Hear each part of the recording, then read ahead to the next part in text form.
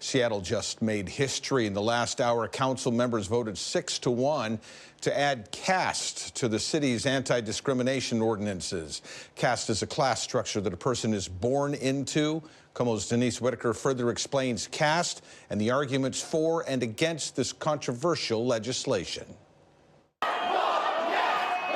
number of people who want caste to be protected against discrimination in Seattle outnumbered those against it under debate at City Hall. This will be a systemic legal way to stop this from growing in Seattle. Caste in South Asian, Indian, and Hindu societies is a form of societal status, often characterized by heredity, occupation, but not talent or merit. How are we to know what caste you belong to? Yeah.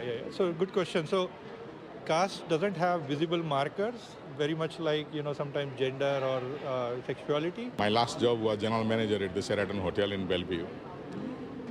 Nobody had asked me any question about my caste. Both sides admit caste cannot be seen, but those who want it listed as a protected category from discrimination tell me it is happening in the workplace here to immigrants who come to America from caste societies. Has there been instances reported to the Civil Rights Office here in the city of Seattle? Well, that's a chicken and egg question, because how could they report it, because caste is not recognized as an actual protected category. The Civil Rights Department has no training here to deal with it. And I know this because I have witnessed many cases. I think there will be a lot of challenges, legal challenges the city has to face. I know the city of Seattle has got so many things to do. And all of a sudden, this caste discrimination will add. That was Denise Whitaker reporting. This afternoon's vote makes Seattle the first city in the country to pass legislation like it. Several U.S. universities have also adopted similar measures. Yeah, Eric, Seattle's mayor headlined his address with the top issues to city employees, downtown, public safety, and crime, and says he will lay out his vision to tackle it all in the next few weeks. Perry Como once sang that the bluest skies you will ever see are in Seattle, but this city's mayor painted a gloomier picture today.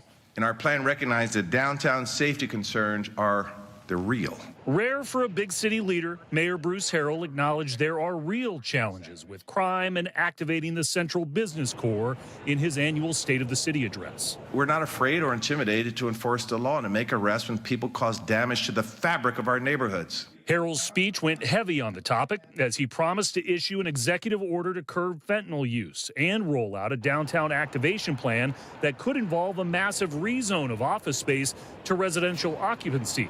The mayor also promising a, quote, white paper to create a third public safety agency made up of behavioral health leaders and emergency dispatchers. The future of Seattle is one that we are building today. Aaron Goodman watched Harrell's speech as the president of the Soto Business Improvement Area. Do I share that optimism?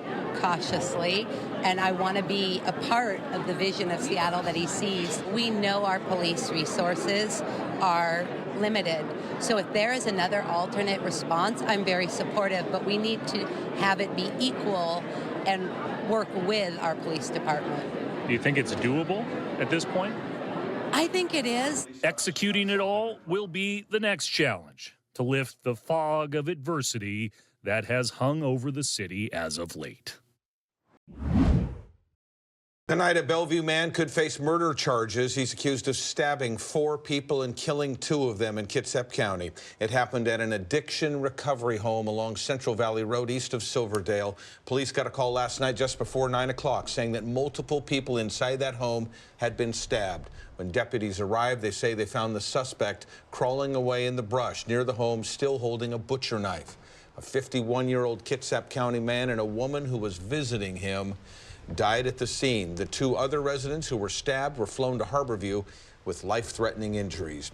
Tonight at Bellevue. Hi, everyone. I'm Preston Phillips from KOMO News. Thanks for checking out the KOMO YouTube channel. You can see more of our videos right here by clicking on the video links for more news from the Seattle area and Western Washington. Oh, and don't forget to click the subscribe button below so you don't miss our YouTube updates.